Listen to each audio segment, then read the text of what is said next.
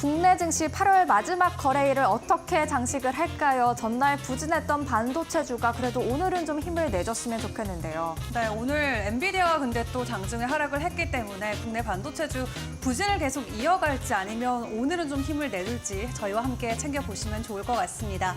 국내장에서 보내오는 힌트들 미리 여러분과 나눠보도록 할 테니까요. 오늘 방송 끝까지 함께 해주시고요.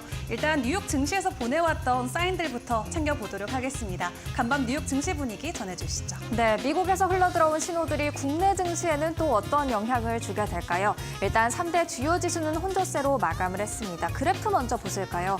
장 중에는 다소 강세를 보이는 3대 주요 지수였는데 장 후반으로 갈수록 엔비디아 하락에 대한 영향을 더욱더 강하게 받으면서 좀 흔들렸습니다. 그럼에도 불구하고 다우지수 0.83% 강세 보이면서 사상 최고치에서 마감을 지었고요. 나스닥과 S&P 500 지수는 약보합권에서 마감을 짓는 모습들 나타났습니다. 그리고 이날 발표됐던 경제 지표들은 긍정적인 영향을 준 것으로 확인되고 있습니다. 전체적인 지도 한번 보실까요? 엔비디아의 반등은 없었고요. 오히려 엔비디아만 쏙 빼놓은 그런 하루였다라는 생각이 듭니다. 초록이 상승한 종목을 의미하는데 대체적으로 초록 색깔이 더 눈에 띄는 가운데 정말 쨍한 빨강, 그만큼 강하게 하락했다라고 보여지는 종목이 지금 엔비디아밖에 없죠. 엔비디아가 밤사이에 6% 이상 하락을 하는 모습들이었는데요. 과연 엔비디아가 정말 이만큼 하락할 정도로 문제아였는지 체크해 보겠습니다. 어제의 실적 나온 이후 지금 엔비디아의 문제점으로 거론되는 것들 정리를 해봤습니다. 세 가지가 주요 문제점으로 거론이 되고 있는데요. 먼저 어닝 서프라이즈가 약했다라는 게 있습니다. 어닝 서프라이즈 4.1%를 기록했는데 6개 분기 중에서 가장 약하게 나왔다라고 하죠. 하지만 시장 기대치를 훨씬 웃도는 실적을 공개한 건 분명한 사실입니다. 과연 서프라이즈가 약했다라는 이유만으로 문제야라고 할 수 있을까 생각해 볼 필요가 있을 것 같고요. 높은 눈높이를 못 맞춘 가이던스가 되겠습니다. 사실 가이던스 그 자체는 굉장히 좋았습니다. 매출 3분기 매출로 325억 달러를 예상했는데 시장 예상의 평균치를 상회하는 결과였죠. 다만 왜 못 맞췄냐라는 이야기가 나오냐. 이 매출 가이던스의 최고 예상치가 379억 달러였기 때문입니다. 이 최고치를 못 맞춘 가이던스이기 때문에 지금 좀 실망스럽다라는 이야기까지 나오고 있는데요. 사실 아웃라이어가 있기 마련이죠. 그렇기 때문에 지금 평균치를 상회했음에도 불구하고 가이던스를 못 맞췄다라는 게 적절한 지적인가 한번 또 생각해 볼 필요가 있을 것 같습니다. 총 마진율이 하락하는 점을 투자자들이 우려하고 있다라는 이야기도 있는데요. 마진율이 하락하고 있기는 합니다. 1분기에 78.4%에서 2분기 보시면요. 75.1%로 내려오는 모습들을 보였죠.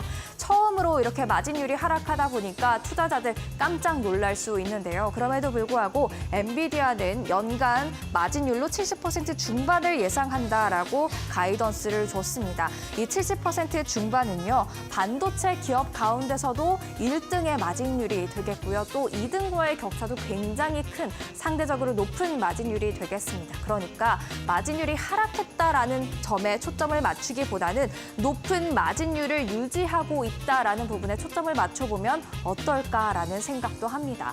라이언데트리 카슨그룹의 수석시장 전략가는 엄청난 회사가 계속해서 맞는데 눈높이가 너무 높았다라는 이야기를 하고 있죠. 월가의 대부분 투자 의견도 매수를 유지하고 있고요. 그렇기 때문에 이런 문제점들, 이게 문제가 맞는지 한번 따져볼 필요가 있을 것 같고요. 엔비디아 왕관의 무게를 좀 버텨주길 바라는 마음도 있는 것 같습니다. 그렇다면 투자 의견도 이어서 확인을 해보도록 하겠습니다. 엔비디아에 대한 투자 의견이 되겠습니다. 실적 발표 이후 새롭게 제시가 된 투자 의견까지 다 반영이 돼 있는데요. 일단 41명의 애널리스트 중에서 38명이 매수, 그리고 3명이 보유 의견 제시를 하고 있습니다. 이로써 스트롱 바이, 강력 매수 추천이 있다라고 볼 수가 있겠고요. 평균 목표 주가는 150달러로 지금의 가격보다는 21% 이상의 추가 상승 여력이 있다라는 분석이 되겠습니다. 다만 실적이 공개된 이후 최저 목표 주가가 100달러에서 90달러로 내려왔다라는 점은 한번 체크해 볼 필요가 있을 것 같습니다. 한편 지금 실적 발표 이후에 새롭게 투자 의견을 제시한 애널리스트가 총 12명이었는데요. 이 가운데서 보유 의견을 유지하신 분 90달러가 있었고요. 그리고 로버트 W. 베어드 애널리스트가 120에서 150으로 지금 투자 의견을 상향 조정했고 모건 스탠리도 투자 의견 상향이 나타났다라는 점 확인을 할 수가 있을 것 같습니다. 그러면 이어서 계속해서 내용 살펴보도록 하겠습니다. 일단 엔비디아가 장 막판에 지수를 하방 압력을 가하는 모습들이 확인이 되긴 했지만 엔비디아 없이도 그래도 꽤 잘 버텨준 시장이 아닐까라는 생각을 해봅니다. 온기가 퍼졌기 때문이다라고 생각해 볼 수가 있을 것 같은데요. 스콧랜, 웰스파고의 수석 시장 전략가는 경기 상승 사이클 수혜 섹터 중심으로 대형주 비중을 늘리고 소형주 등 다른 자산 비중도 확대해야 한다라는 이야기를 남겼습니다. 특히 기술에만 집중하지 말고 AI에 파생되는 그런 다른 섹터들, 산업, 소재, 에너지 섹터에도 주목해야 한다라는 이야기를 했습니다. 엔비디아에 크게 의존하던 시장이었기 때문에 엔비디아가 내리면 같이 빠지는 모습들이 많았지만 목요일장은 그와는 좀 분위기가 달랐죠. 엔비디아 급락했지만 많은 종목들이 올랐고요. 또 대체적으로 상승하는 분위기가 퍼져 있었습니다. 보시면 차트를 보셔도 지금 상승의 온기가 퍼지고 있다는 것을 알 수가 있죠. 그렇기 때문에 이렇게 조금의 시선을 돌려보시는 것도 좋은 전략이 될 것 같습니다. 엔비디아에 가려진 다른 종목들에 대한 투자 의견도 함께 보시죠. 애플에 대해서 CT가 탑픽이라고 선언을 했습니다. 그러면서 목표 주가 255달러로 제시했는데요. AI 스마트폰 시장이 2028년까지 연간 성장률 78.4%를 기록할 전망이기 때문에 애플의 AI가 매우 중요하다라는 코멘트를 남기면서 이렇게 긍정적인 평가를 내린 것으로 확인이 되는데요. 9월 9일 애플의 이벤트 꼭 지켜보셔야 될 것 같고요. 또 애플이 오픈 AI에 대한 투자에 논의하고 있다라는 보도가 나온 가운데 실제 투자까지 이어져서 계속해서 결합이 더욱더 공고해지는지도 확인해 볼 필요가 있을 것 같습니다. 카바그룹 최근에 특징주로 계속해서 설명을 드렸던 종목이 될 텐데요. 올해 정말 많이 올랐습니다. 제2의 치폴레라고 불릴 정도로 강력한 성장을 가동을 걸고 있는 카바그룹, 지중해식 샐러드를 팔고 있는 레스토랑이 될 텐데요. 모건 스탠리가 비중 확대에서 동일 비중으로 투자 의견을 한 단계 하향 조정하긴 했습니다. 목표 주가는 올랐지만 이 목표 주가마저도 지금의 주가보다는 조금 낮게 형성이 되어 있습니다. 기업 펀더멘털에 대해서 우려한다기보다는 최근에 너무 많이 올랐다 보니까 밸류에이션에 부담이 있다라면서 잠시 쉬어가자라는 의미로 해석이 됩니다. 마지막으로 IT 대란을 일으켰던 크라우드 스트라이크가 되겠죠. UBS가 매수 의견 유지하면서 목표 주가 330달러로 상향 조정했습니다. 실적이 발표가 됐었고 이 실적이 걱정했던 것보다는 양호하다라는 이야기했고요. 또 IT 대란 이후 계약이 없을까 봐 또 걱정한 부분이 있었는데 주목할 만한, 이목을 끌 만한 계약이 성사되기도 했다라면서 긍정적인 의견을 피력했습니다. 이렇게 목요일장까지 정리를 해봤고요. 그렇다면 미국과 한국 연결시켜 봐야겠죠. 일단 경제 지표가 대다수 긍정적으로 나온 목요일장이었습니다. 경기 침체에 대한 우려가 낮아졌다라고 볼 수가 있겠는데 이로써 미국 증시에서도 전반적인 투자 심리는 개선이 된 만큼 국내 증시에서도 투자 심리가 개선되지 않을까 기대를 해볼 수 있을 것 같고요. 엔비디아를 제외한 반도체주 그래도 상승 흐름을 나타내는 모습들 확인을 할 수가 있었습니다. AI 성장 스토리는 이어지고 있다라는 것 때문이 아닐까 생각이 드는데 그렇다면 전체적인 분위기 나쁘지 않을 수 있겠다 생각을 해볼 수가 있겠지만 엔비디아와 연관성이 크다면 또 경계 심리가 발동할 수 있기 때문에 이 부분 주목해 보셔야 될 것 같습니다. 이렇게 목요일장 정리해봤고요. 또 한국과 미국 연결시켜봤습니다. 그러면 이어서 국내 증시 더 자세하게 들어가 보겠습니다.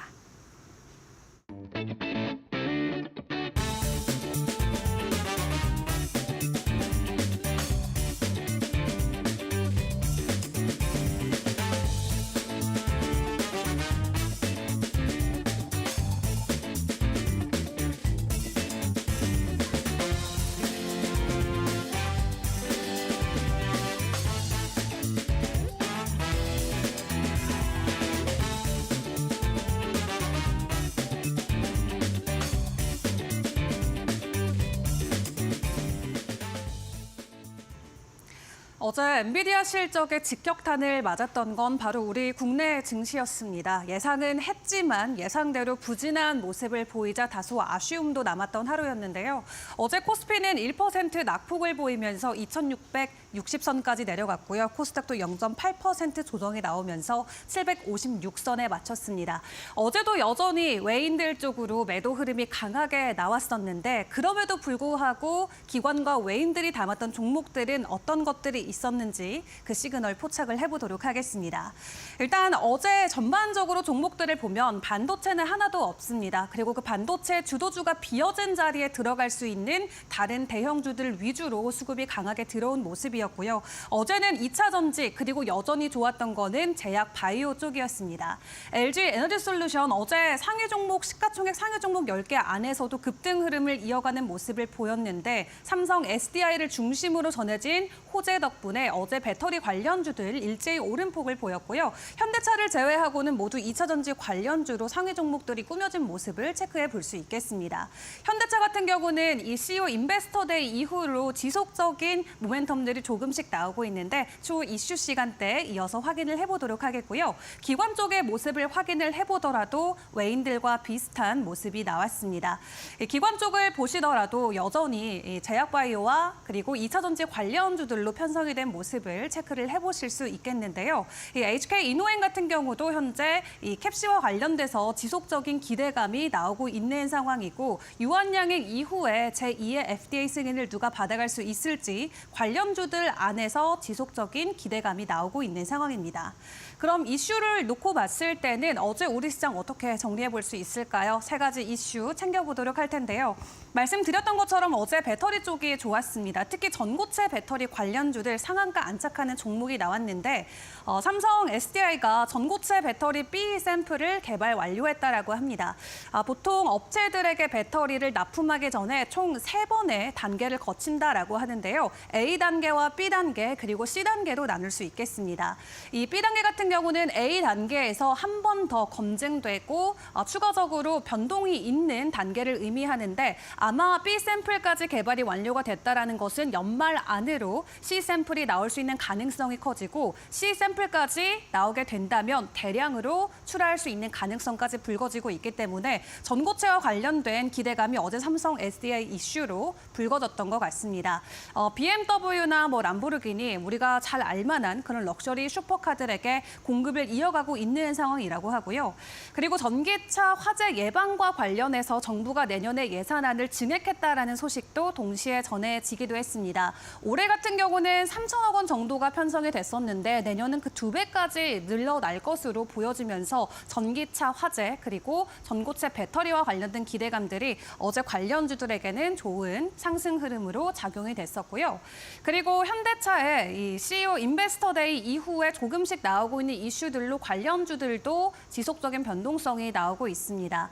자율주행과 관련해서 현대차가 이 기술을 계속해서 고도화하겠다라는 입장을 인베스터 데이 때 다시 한번 피력하기도 했죠. 그렇기 때문에 앞으로 이 자율주행과 관련된 모멘텀, 추가적인 기술 개발과 함께 관련주들에 대한 기대감도 커지고 있는데요.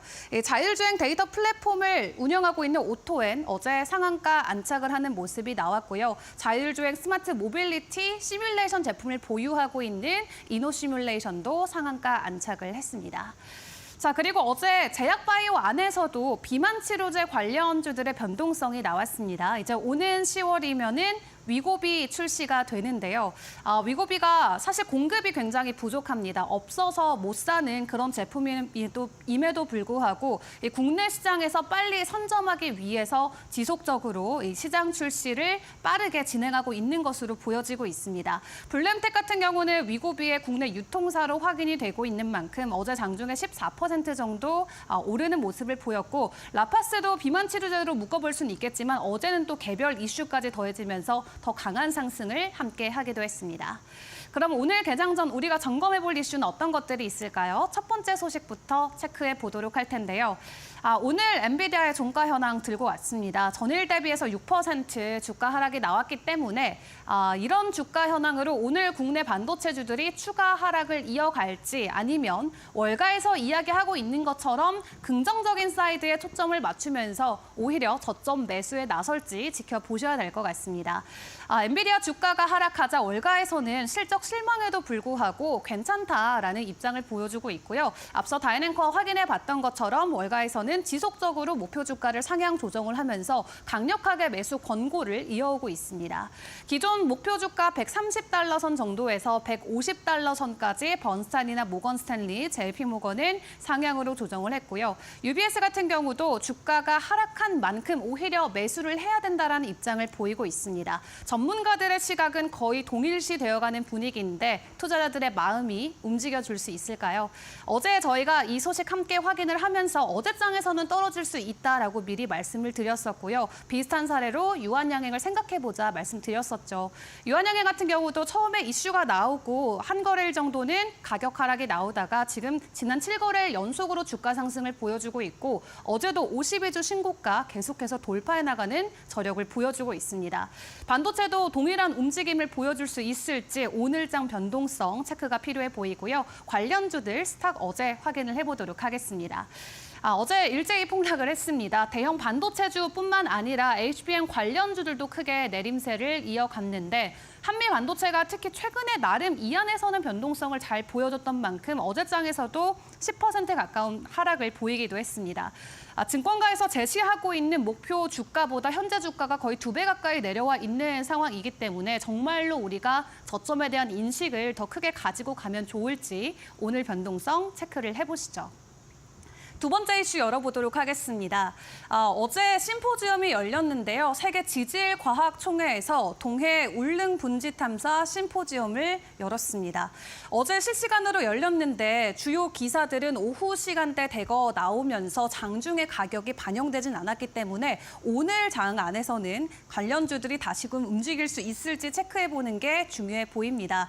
일단 동해 대왕굴에 석유 개발 가능성 높다. 지질학적으로 과학적으로 입증이 완료됐다라는 내용이 어제 심포지엄을 통해서 다시 한번 확인이 됐고요. 140억 배럴 정도의 석유와 가스가 매장돼 있을 것으로 추정이 되는 가운데 판매 수익은 11조 원에 이를 것으로 보여지고 있습니다. 과학적으로 확실한 그 증거들이 뒷받침 지속적으로 되고 있는 가운데 정부에서도 첫 시추 예산에 대해서 입장을 밝혔는데요. 내년에 예산을 현재 1,000억 원 정도 확보했다라고 합니다. 그중에서 정부가 500억 원, 나머지는 석유 공사가 부담한다라고 하는데 현재 시추 총 5번 진행하는 걸로 알려져 있죠. 2번 정도는 이제 내년에 예산으로 잡혀 있는 1,000억 원으로 진행할 것으로 보여지고요. 나머지 3번은 해외 쪽에서 자금을 끌어올 것으로 전망이 되고 있습니다. 관련주들 오늘 기대감 받아갈 수 있을지 전날 종가 분위기 확인을 해보겠습니다. 코오롱 글로벌이 일단 이번 주 내내 변동성을 보였었죠. 심지어 상한가 안착을 해주기도 했는데요. 어제장에서는 강보합권의 마무리가 됐었고요. 나머지 시추 관련주들은 일제히 하락 흐름을 보였는데 어제 심포지엄과 또 정부의 예산안까지 발표가 된 만큼 오늘 장중에 긍정적인 가격 반응이 될 수 있을지 보셔야겠습니다. 어제는 엔비디아 때문에 오렸다면 또 오늘은 PC 지표 발표를 앞두고 눈치 보기 장세가 이어질 수도 있을 것 같은데 오늘 국내 증시 분위기 어떻게 될까요? 이데일리 TV와 계속 함께해 보시길 바라겠습니다.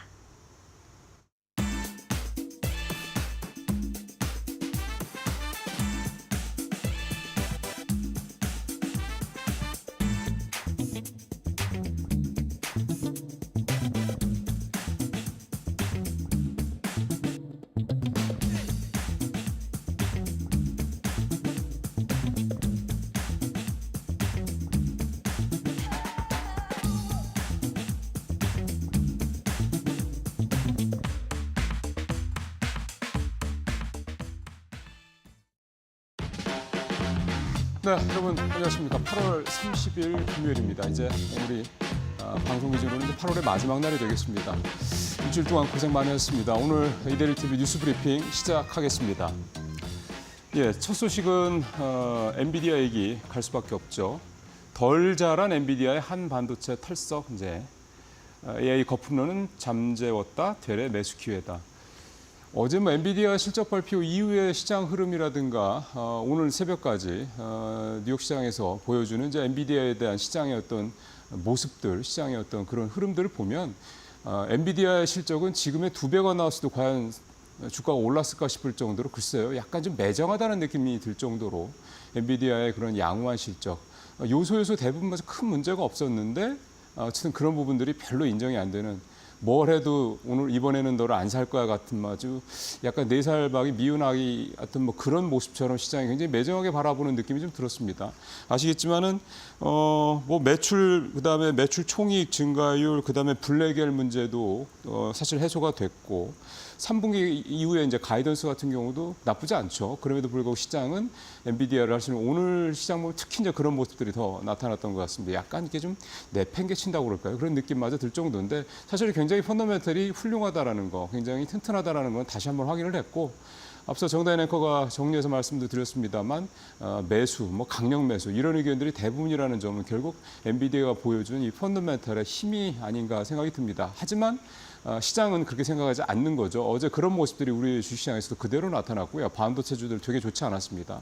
일단 어제 반도체주 전반적인 움직임 보면은 이제 KLX 반도체 탑 15 지수라는 게 있습니다. 차트 한번 보시죠. 보시는 것처럼 이게 일주일치인데 계속 뚝뚝뚝 떨어지고 있습니다. 올랐다가도 계속 내려가서 이제 결국 이제 음봉이 좀 길게 만들어진 그런 모습이 나오고 있고요. 어제도 마찬가지였습니다. 전체적으로 어제 KLX 반도체 이 지수만 해도 4%가 좀 떨어졌었고, 삼성전자 마이너스 3%, SK하이닉스 마이너스 5%, 내내 좋지는 않았습니다. 결국 이제 엔비디아 그동안의 시장의 불확실성 또 변수로 작용을 했던 엔비디아 실적 발표가 이제 끝났고, 뭐 시장에서 반응이 썰렁하든 뭐 뜨겁든 뭐 떠나서 일단 불확실성이 하나가 해소가 됐기 때문에 이제 시장은 다시 매크로 쪽에 관심이 집중될 것 같고요. 오늘 나왔던 GDP가 생각했던 것보다 좋았던 거가 있어서 오늘 뭐 다우지수가 오른 점도 그런 부분들이 좀 작용을 한 거죠. 어쨌든 다시 이제 시장의 관심은 매크로 쪽으로 갈 수 있겠다. 그리고 결국 그거의 또 정점은 다음 주에 발표될 8월 고용 보고서가 되겠다. 이렇게 전망이 될 수가 있겠습니다. 자, 다음 소식은 역시 이제 AI 관련주 얘기를 좀 더 묶어서 해보겠습니다. 엔비디아 급락을 하면서 어제 우리 시장에서 전선주 전력주들 같이 떨어졌습니다. 이럴 때 보통 도매금으로 같이 떨어졌다 뭐 이런 식의 표현을 우리 쪽으로 해서는 우리 쪽 뉘앙스, 우리말 뉘앙스에서는 보통 쓰는데요.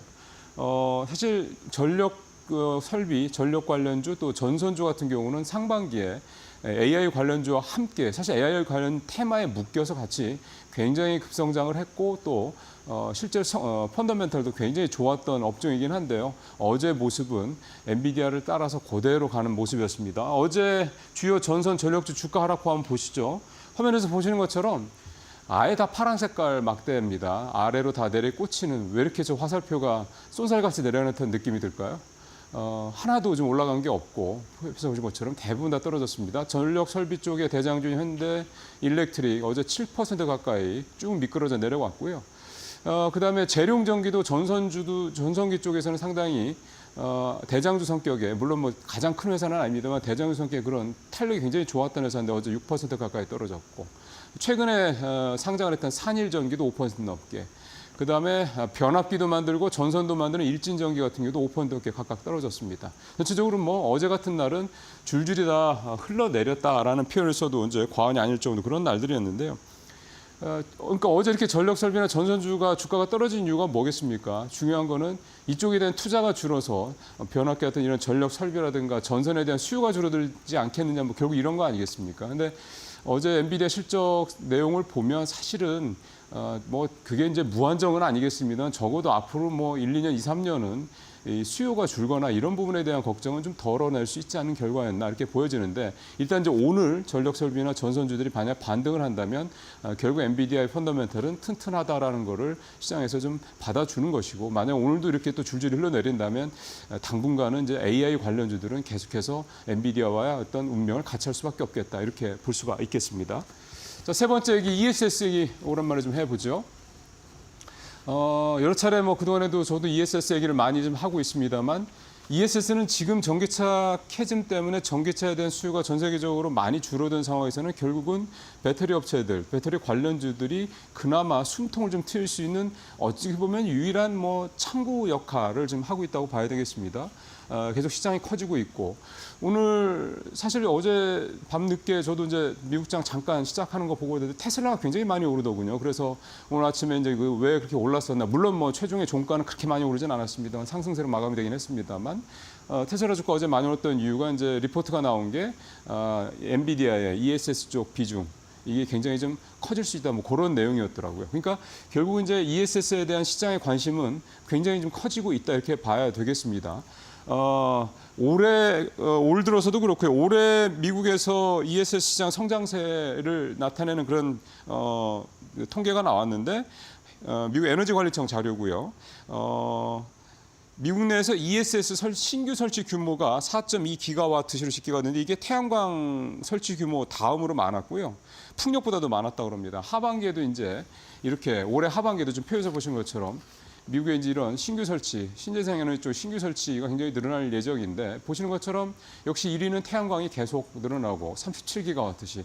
그 다음에 하반기에도 ESS가 가장 태양광에 이어서 신규 설치를 많이 할 그런 에너지원, 발전원으로 좀 나오고 있는 거고요. 그 다음에 풍력, 천연가스, 원자력 이렇게 좀 되고 있습니다. 사실 이제 ESS가 잘 되면 우리 배터리 업체들 또는 2차 전지 관련주들한테는 굉장히 호재가 될 수 있습니다. 이미 그렇게들 시장에서도 받아들이고 있습니다만 일단은 시장 크기가 커진다라는 것도 물론 있겠고요. 두 번째는 원래는 우리가 ESS 쪽에 전 세계 넘버원이었는데 화재 사건 나고 이후에 이제 확실히 시장이 쪼그라들고 해외에서 이제 수요가 그렇다면 이제 수주가 줄면서 이렇게 되지 않았습니까? 그 자리를 이제 중국이 지금 찾아서 가고 있는 건데 미국이 어쨌든 계속해서 중국을 견제하고 그 견제하는 품목 중에 하나가 ESS 들어가 있기 때문에 이런 어떤 풍선 효과 또는 어떤 그 수혜를 우리가 좀 받을 수 있다면 상당히 우리가 ESS 쪽에서도 새로운 어떤 나중에 캐즘이 회복이 될 경우에는 ESS가 더 어떤 힘이 돼줄 수 있는 어떤 그런 수익원이 될 수 있지 않겠냐 그런 기대감을 다시 한번 좀 가져봅니다. 오늘은 결과적으로 보면은 AI 얘기가 대부분이 되네요. 마지막에 또 AI 얘기를 좀 해보겠습니다. 이건 이제 해외 이제 외신인데요. AI 규제법이 결국 캘리포니아주에서 통과가 됐습니다. 이 한번 전해드린 적이 있었는데 그때는 이런 게 추진이 되고 있다. 그래서 이게 나중에 변수가 될 수 있다 이런 말씀을 드렸고 일단은 AI 규제법이 캘리포니아 주의회를 통과를 했습니다. 어떤 내용인지 좀 살펴보면 AI 모델을 개발하는 기업이 이런 AI 기술, 특히 강력한 AI 기술을 공개하기 전에 반드시 안전성을 테스트하라. 이거를 이제 의무화하겠다라는 내용이 들어가 있고요. 그 다음에 이 AI 시스템이 사람들을 많이 사망하게 하거나 또는 5억 달러 이상의 피해를 일으키는 심각한 문제를 발생하지 않도록 여러 가지 주의를 기울인다. 이것도 이제 의무화가 되는 거죠. 또 AI가 인간에게 피해를 그렇게 끼치는 그런 상황이 되면 가동을 중단할 수 있는 장치들을 탑재하도록 한다. 뭐를 탑재한다, 뭐를 의무화한다. 다 사실은 기업 입장에서 봤을 때는 비용이 될 수밖에 없습니다. 이런 부분들 때문에 AI 쪽 인프라 구축에 지금 총력을 기울이고 있는 빅테크 회사들 같은 경우는 지금 이거는 좀 우리한테 너무 부담스럽다. 이거는 좀 아니다. 반대를 했는데 캘리포니아 주의회는 결국 통과를 시킨 거고요. 어쨌든 빅테크 입장에서 봤을 때는 예상하지 않았던 비용이 발생하는 상황이 좀 되는 거고 따져보면 최근에 국내에서도 이 딥테크라고 그러죠. 이 사건을 보면 결국 이게 AI, 이게 100% AI 기술이 아주 초보적인 수준이긴 하겠습니다만 이런 새로운 AI라는 새로운 기술이 시장에 나오고 이게 이제 안착이 되고 대중화되는 그 과정에서 여러 가지 부작용, 새로운 기술에 따른 어떤 부작용 또는 노이즈 이런 것들이 발생할 수밖에 없는데요. 예를 들어 현재 같은 경우는 이 딥테크 같은 이런 것들이 이제 대표적인 예가 되겠죠. 결국 이제 이런 부분들은 앞으로 기술이 안착이 되는 과정에서 계속해서 비용을 발생시킬 수밖에 없는 그런 거긴 한데 어떻게 보면 이제 이런 그 새로운 기술이 자리를 잡을 때까지 기업들이 AI 관련 기업들이 감수해야 될 또 부분이라고 생각이 듭니다. 이미 우리가 닷컴 버블 때 한번 경험을 해봤던 경험도 충분히 있기 때문에 빅테크들도 비용은 들겠지만 결국 이거를 수용을 하고 가져가야 될 부분이라고 생각을 해야 될 것 같고요. 그렇다고 해서 이런 문제들 때문에 결국 AI로 가는 이 방향성이 절대 되돌릴 건 아니라는 점, 그 부분도 상당히 좀 잊지 않고 봐야 될 것 같습니다. 자, 이번 주도 뉴스 브리핑 마치도록 하겠습니다. 다음 주에 뵙겠습니다. 고맙습니다.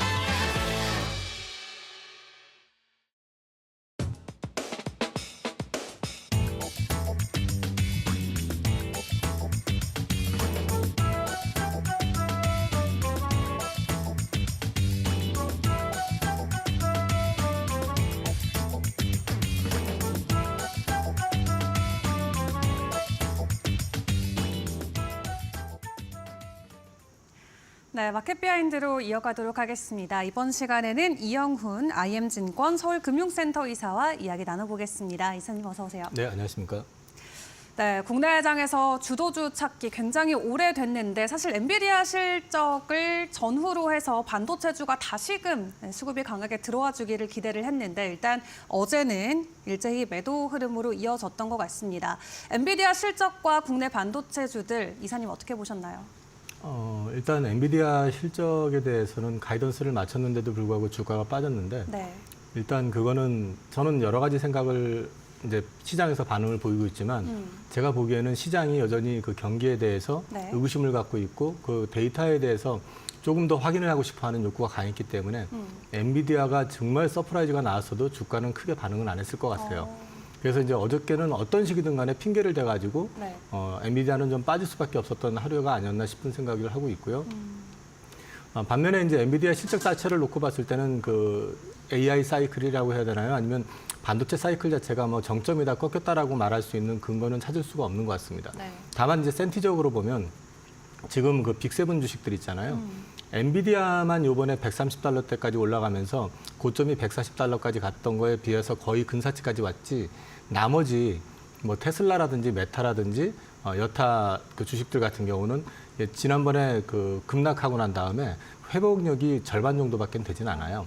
그 얘기는 뭐냐면은 이 회사들한테 모종의 이제 경기 사이클이 둔화가 된다든지 또는 이제 투자해가지고 실제 성과가 안 나오는 상황에서 하반기에 만약에 경기가 둔화가 된다고 했을 때 시장에서는 지금같이 투자가 계속 진행될 수 있을까?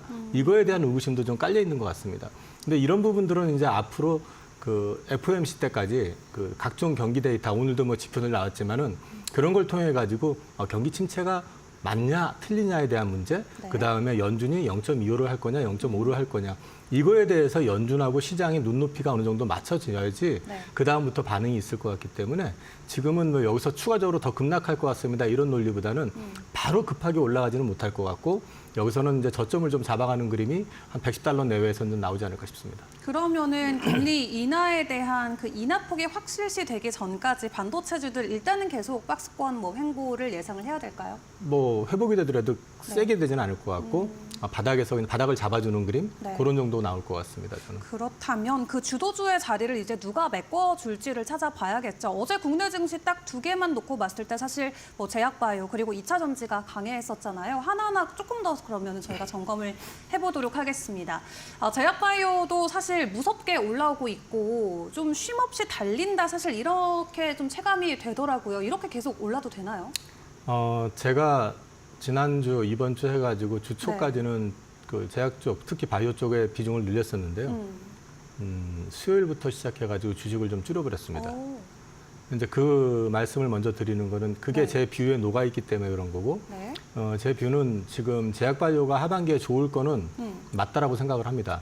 더 올라갈 여지도 있고 네. 제가 계속 말씀드린 한국 바이오의 그 글로벌화되는 원년이다. 네. 확 저변이 커지면서 계속 좋아질 거다라는 생각은 변함이 없는데 이틀 전이었나요? 그 유한양행이 1970만 주 거래 터지고 급하게 올라갔었던 적이 한 번 있었고 또 어제 보시면은 그 이제 ABL 바이오나 뭐 이런 회사들이 리포트가 나오면서 리포트하고 기사가 나오면서 아침에 네. 갭으로 세게 출발했다가 기관하고 외국인들 매물을 받으면서 다 쓰러지는 모습이 보였는데 그걸 다 개인들이 받았거든요. 그 얘기는 무슨 얘기냐면요. 사실 바닥에서 크게 움직이지 않을 때는 긴가민가 해가지고 유한양행도 그랬잖아요. 그렇죠. 9만 원대에서 안 움직일 때는 이거 되겠어 하면서 긴가민가하고 쳐다보고 있다가 갑자기 올라가네? 근데 갑자기 장대양분 그리면서 20% 이상 올라가니까 네. 그때부터 개인들이 막 달라붙은 그런 모습들이거든요. 그래서 조금 과열 시그널이 좀 보인다라는 느낌. 그래서 저는 이 제약바이오 쪽이 안 된다가 아니라 네. 저는 하반기도 좋게 보고 계속 말씀드리지만 내년에도 바이오는 계속 갈 거라고 보지만 지금은 단기적으로는 좀 과해 보이기 때문에 이 숨죽임이 좀 필요할 것 같다. 그래서 제가 방송에서 말을 해놓고 이제 어저께 처음으로 되감았는데 7월 말에 네. 조선주 좀 조정받아야 될 것 같다. 기간 조정, 그러니까 주가는 크게 안 빠져도 기간 조정이라도 필요하다. 네. 과하다라는 말씀을 드렸는데 지금 약간 제약바이오도 그런 느낌이 조금 있습니다. 그래서 오히려 9월 달에 눌림이 좀 줄 때 저는 눌림을 줄 때 기회를 보셔가지고 제약바이오에서 될 만한 주식들을 찾아보시는 게 어떨까 싶습니다. 최근에 정말 무섭게 많이 오르기는 했죠. 또 수급 안에서의 손바뀜도 최근에 또 드러났기 때문에 이러한 부분 우리가 정말 전략을 잘 세워봐야 될 것 같은데요. 하지만 제약바이오에 대한 기세가 워낙 또 강하다 보니까 이제 코스닥 시가총액 상위 2위 종목이 또다시 제약바이오가 되는 등 이 열풍이 이어지고 있는 것 같습니다. 9월에 조금 주춤할 때 다시 점검을 해보자 말씀을 주셨는데 일단 일부 종목들로 지속적인 수급은 이어지지 않을까 하는 생각들도 있어요. 9월까지 그냥 계속 관망으로 지켜봐야 될까요? 이제 변수가 있습니다. 예를 들어서 이제 9월 달에 그 알테오젠이 지금 그 키트루다 SC 제형 임상 3상 결과가 나오거든요. 네. 그게 하나의 모멘텀이 될 가능성이 있고요. 그다음에 또 중간에 어떤 회사들이 라이센스 아웃이 나올 수도 있습니다. 지금 라이센스 아웃 그 가능성이 높은 회사들이 네. 우리가 다 많이 알려져 있는 시가총액이 큰 회사들 중에 많습니다. 그러면 그게 하나의 변수가 돼서 또 주가를 부양할 가능성도 있거든요.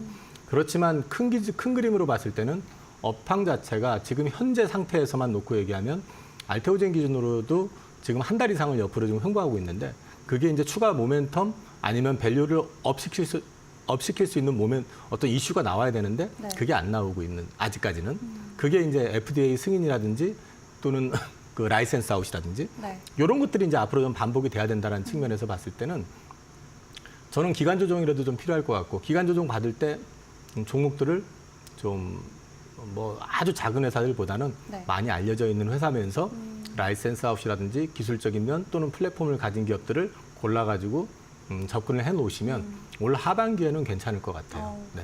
알겠습니다. 일단 금리 인하 시기까지 이 반도체 관련주들도 지켜봐야 될 것 같고 제약바이오주 워낙 또 가파르게 오른 만큼 조금 시간을 가지고 우리가 숨을 고를 때가 왔다라고 말씀을 주셨는데 그렇다면 이 시장의 빈 주도주 자리를 누가 차지하게 될지 계속 찾아가 봐야 되는 여정이 될 것 같습니다.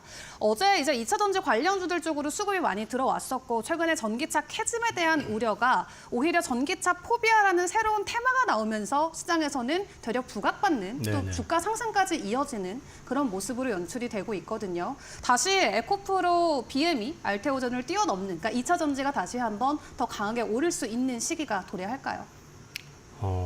저는 2차 전지 관련해 가지고는 계속 말씀드리는 게 네. 올 하반기는 실적으로는 승부가 안 될 거고 내러티브 장세를 해서 이제 일종의 스토리가 만들어지면서 바닥을 잡을 가능성이 높다. 그런데 이제 어느새 벌써 LG엔솔 기준으로 25%가 올랐더라고요, 바닥에서. 네. 근데 이제 그 내러티브가 뭐냐면은 올해는 실적 안 좋은 게 맞습니다. 그리고 7월 달 전기차 판매 동향을 보면 유럽하고 미국이 작년 대비해서 역성장했습니다. 그건 그 배터리 업체한테는 부정적인 얘기들이잖아요. 네. 근데 이제 여기서 시장에서는 기대하고 있는 건 뭐냐면 경기 침체만 없다면 더 악화될 게 있을까, 여기서? 더 나빠질 게 있을까? 첫 번째. 두 번째는 뭐냐면은 우리는 그동안 북미 쪽은 중국을 차단해놨기 때문에 북미 시장은 우리가 가져갈 수 있다라는 기대를 갖고 있었잖아요. 그런데 여기에 더해가지고 최근에 유럽 배터리 쪽에서 보니까 이상 징후가 보이더라는 거죠. 유럽의 배터리 회사들이 수율을 못 맞추고 있습니다. 노스볼트 같은 경우가 유럽에서 제일 배터리를 잘 만드는 회사인데 수율 문제 때문에 BMW가 삼성 SDI로 방향 전환을 했고요. 그다음에 폭스바겐도 그거를 또 검토하고 있는 상황이거든요. 그러면은 지금 유럽 내에 있는 배터리 셀 만드는 공장이 우리나라 3사하고 유럽 배터리들이 들어와 있는데 유럽 배터리들이 제 기능을 못 한다고 하면 우리나라 3사는 일단 자리를 잡았잖아요. 근데 중국 회사들은 그 자국 내에서만 만들었고 네. 이게 아직 유럽에 진출을 안 했거든요. 근데 얘네들이 지금 유럽 오겠다고 해서 튀르키예를 들어오겠다고 하는데 들어오는 게 중요한 게 아니라 배터리라는 게 신차가 출시되기 2, 3년 전에 이미 설계를 해야 되거든요. 그러니까 자동차 업체하고 조율이 있어가지고 그 수주를 해야 된다는 측면이 있고 두 번째는 그 수주를 했다 치더라도 공장을 증설을 해야 하는데 공장을 세워가지고 공장을 가동을 하는데 이게 바로 찍어낼 수가 없잖아요. 수율이라는 게 이제 또 맞아야 되잖아요. 우리나라 엔솔이나 그 SK온 같은 경우도 수율 때문에 2, 3년 고생을 했었는데 거꾸로 말씀을 드리면 중국 업체는 이제 들어올 거야 했을 때는 그때부터 영업을 시작한다 하더라도 네. 배터리까지 배터리까지 만들어내는데 최소 4, 5년 이상 걸린다는 거죠. 그런 데다가 또 한 가지 뭐가 있냐면 중국의 배터리 업체들이 유럽에서 배터리를 만들 때 불리한 게 있습니다. 뭐죠? 중국에서는 자기네들이 정부가 보조금을 줘요. 유럽에서는 보조금을 못 받습니다. 없어요. 그죠? 네. 그다음에 원재료를 쓰는 것도 마찬가지로 중국산을 그대로 갖다 쓸 수 있는지 없는지도 애매한 부분이 좀 있어요. 네. 왜냐하면 그 광물에 대해서 자국 그 EU 영역권 내에서 수급을 하게 하는 의무 규정이 있기 때문에 그래서 이제 그런 맥락에서 놓고 봤을 때 우리나라 기업체들이 유럽은 좀 쉽지 않겠는데 했는데 요즘 유럽으로 들어가는 중국산 배터리하고 전기차에 대해서 또 유럽이 관세까지 부과를 하잖아요. 해볼만 하겠는 데가 된 거죠. 네. 그 베이스에 또 깔린 게 뭐냐면 얼마 전에 그 6월 달인가 LG에너지솔루션이 르노로부터 LFP 배터리 5조 원짜리를 수주한 게 있습니다. 네. 저는 그게 시발점일 수 있다고 보거든요. 그래서 유럽 시장도 잘하면 우리가 불리하지 않게 한번 승부해 볼 수 있겠는데 내러티브입니다. 네. 왜? 그거 한다고 해서 올해 내년 실적 좋아지는 거 아무것도 없거든요. 그렇죠. 그게 있고 그다음에 이제 북미 쪽에 ESS 배터리, ESS 쪽이 성장을 하고 있는 건 맞는데 그쪽도 사실 중국산이 많이 가져가고 있었는데 아마 내년 후반 27년부터는 관세가 또 부과가 될 겁니다. 네. 지금은 수급이 안 돼가지 못하는데 그 최근에 보면은 LG엔솔이 LFP 배터리로 그 북미 쪽에서 ESS를 2건 수주를 했거든요. 네. QCL하고 플루언스인가 거기하고 그다음에 이제 삼성 SDI가 그 NCM 계열로 해가지고 또 ESS 배터리를 수주한 게 있고요. 이 부분이 계속해가지고 이제 업이 될 가능성이 있다라는 측면도 있습니다. 그리고 말씀드린 것처럼 LFP 배터리로 르노 거를 수주를 한 거는 우리나라 기업으로선 처음이거든요. 왜? LFP를 안 했었잖아요.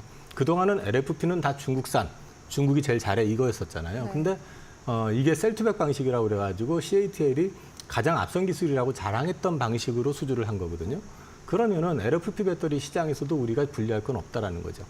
이제 이런 내러티브가 딱 깔리게 되니까 네. 지금은 어려운데 더 어려워질까? 그리고 만약에 내년에 뭐 미국 공장들 가동되고 매출 살아나는 데다가 이런 것들에 대한 포텐셜까지 놓고 보면은 얼추 바닥 온 거 아니야라는 기대감이 있고요. 그다음에 또 한 가지는 빈집 효과입니다. 그동안 다 그냥 작년 말부터 네. 팔아드기만 했잖아요. 빈집 효과가 있었고 이 빈집을 만드는 데는 그 반도체롱, 그다음에 2차전지 숏, 롱숏 플레이도 좀 있었거든요. 근데 최근에 반도체 주식을 좀 팔아대는 분위기잖아요. 네. 그러니까 반대로 롱숏이 걸려 있었기 때문에 반도체를 팔면서 2차전지를 사는 그런 그림들이 같이 맞물려가지고 지금 바닥에서 올라오는 그림이고 아마도 제 개인적인 생각은 바닥은 얼추 잡아가는 분위기다. 근데 이게 본격 상승이냐? 그건 아닌 것 같고요. 바닥에서 이제 내러티브에서 상승을 하게 되면은 이게 한 번 정도 더 눌릴 수가 있거든요. 이때 눌릴 때 이전 저점을 깨지 않으면 이게 바닥이 맞습니다. 그렇게 보시면 될 것 같습니다. 근데 만약에 깬다. 네. 그러면 제가 제일 두려워한다기보다는 이제 우려하는 거는 경기 침체가 오게 되면 차가 팔릴 리가 없잖아요. 그렇죠.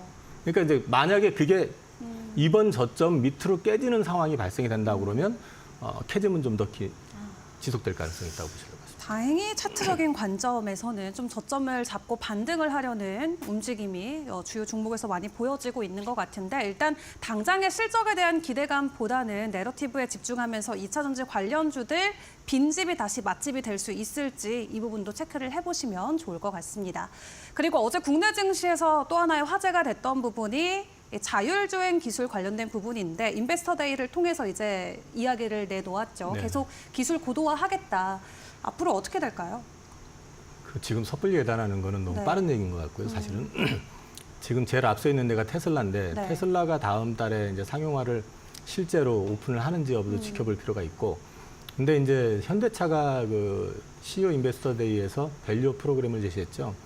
거기서 이제 뭐 120조를 투자하겠다, 자율주행, 그다음 하이브리드를 차종을 늘리겠다, 뭐 이런 얘기들 많았는데 현대차는 그 밸류업만 가지고 주가가 급등하기는 저는 한계가 있다고 봅니다. 일단은 지금 밸류상으로만 놓고 얘기하면은 GM이나 포드하고 비교했을 때 그렇게 싸지는 않아요. 싸기는 한데 네. 그렇게 싸지는 않습니다. 근데 이제 현대차를 기대하고 있는 거는 지금 현재 포트폴리오가 전기차, 하이브리드, 내연기관 다 잘 갖춰져 있고 가장 잘 갖춰져 있고요. 전 세계에서. 영업이익률이 지금 제일 높습니다.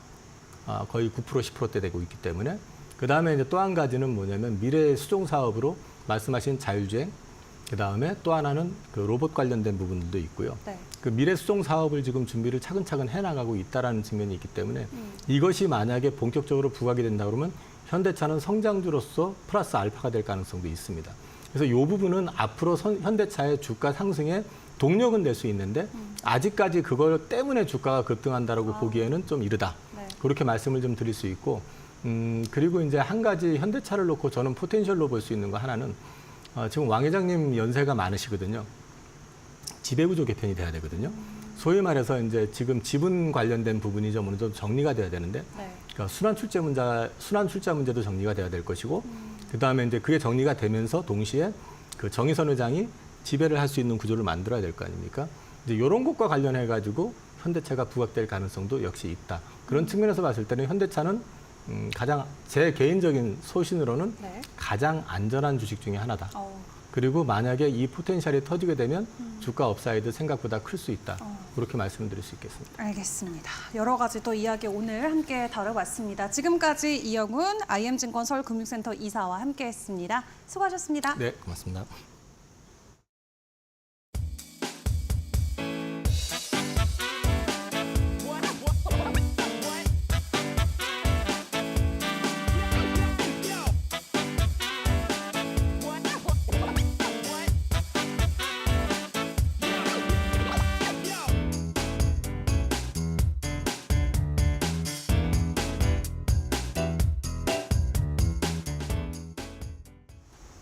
뉴욕 증시가 엔비디아 실적에 또 한 번 좀 미끄러지는 모습들 목요일장에서도 나왔는데 어제 국내 증시에서도 반도체주 부진했고 대신 2차 전지주가 굉장히 날았었죠. 과연 오늘은 어떤 흐름을 보일지 계속해서 지켜보셔야 될 것 같습니다. 네, 주도주의 자리가 비어있는 것처럼 느껴지는 요즘인데 오늘 우리 시장은 어디에 초점을 맞출지 이데일리 TV와 개장까지 함께 해보시면 좋을 것 같습니다.